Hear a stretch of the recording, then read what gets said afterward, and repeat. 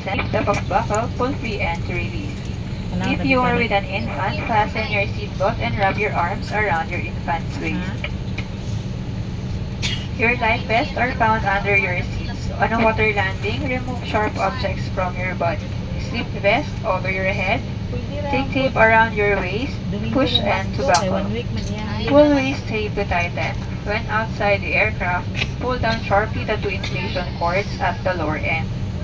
If life vest fails to inflate, blow into mouth tubes. Push pin inwards to release air.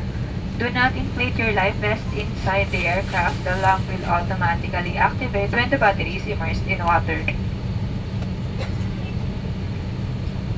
In the unlikely event that emergency oxygen is required, oxygen mask will drop from above you. Remove your face coverings and immediately grab the aircraft oxygen mask and pull firmly towards you. Put over your nose and mouth. Pull elastic bands for snug fit and breathe normally. Keep mask on until you're advised to remove it. If a child or other passengers near you need assistance, put your mask on first before assisting them. The emergency exits are clearly marked throughout the cabin. Locate the exits nearest you.